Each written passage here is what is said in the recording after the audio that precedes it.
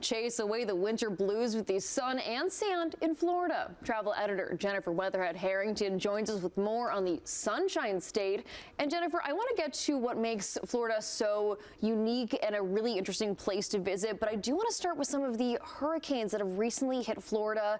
They've been devastating storms. What's happening with cleanup efforts? Yeah, so definitely a lot of cleanup efforts have been happening. I'm talking specifically about Fort Myers and Punta Gorda, so two places that have been hit a couple of times over the past few years, but they are reopened. They have a lot of new things. They're rebuilding stuff, so still kind of the perfect time to visit with them.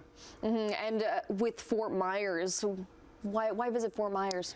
Well, I mean, I love Fort Myers. I should also mention that we also have new direct flights from Porter. Okay. So right into Fort Myers, making it super easy to get there as well. But Fort Myers, they are open. Their beach is open. I know they were really hard hit with one hurricane a couple of years ago, but they're open. You can stay at a beautiful hotel called the Pink Shell Resort right on the beach. They renovated their whole pool area, so they have this cool new pool that's specifically for families. It has this big octopus over the top. Kids are gonna love it. They have a really nice adults pool as well. But you know, Fort Myers is really kind of a cool spot. They have a vibrant downtown area, which is cool. Art Deco buildings, amazing restaurants. They have a really cool gallery there with a local artist. She's super spunky and super fun. Her name is Luama.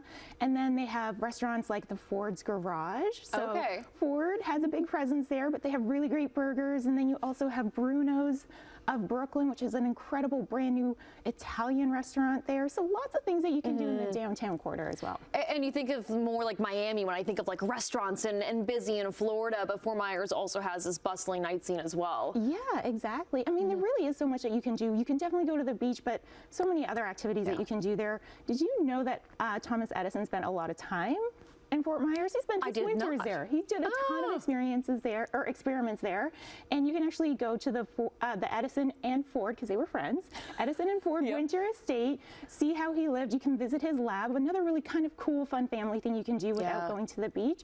So lots of things that you can do while you're there. You can even go to Captiva. You can go to Cabbage Key and take a little cruise with Captiva Cruises. This is where Jimmy Buffett allegedly came up with Cheeseburger in Paradise, and you can have a cheeseburger while you're there too. So you can have a cheeseburger in paradise. Yes, exactly.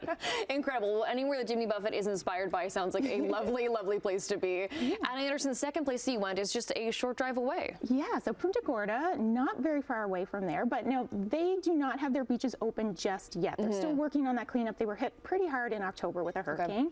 But again, so many fun things that you can still do while you're there. They have a brand new resort, just a year or so old. It's called Sunseeker, and it's really cool, perfect for families because they have tons of restaurants and food options. Probably the most beautiful hotel gym I've ever been in. Incredible views. And then there's lots of activities you can do. So they have an incredible botanical garden. It's called Peace River. So you can go there and check out some butterflies, some great art exhibits that are installed there. They have a little cute historic village downtown that you can check out. They have a little market there with local artisans. They have a fisherman's village where you can also do some shopping and dining. And then one really cool thing that we did, we went to Babcock Eco Farm and Resort tours. So you can go out on this really cool bus and see some alligators, some wild pigs, and some cows. Kind of a fun way to spend the afternoon with the family. Definitely. So we are still seeing some remnants of that destruction, but things are hopefully getting cleaned up, coming back together. Yeah, and you know, these are two spots that are really beloved by Canadians. I think we love going there, and I think maybe some people are still a little bit hesitant, thinking, is it okay? Are things open? Can I still have a good time? You totally can, and they're really encouraging people to come down and see. Yeah, I would imagine the tourism industry wants lots of people to come down. Well, it sounds like we need to book a trip. Where can we find more information? So you can always go to visitflorida.com. That will give you all of those updates. So if there is a storm anywhere in the state, you can get an update on how things are progressing.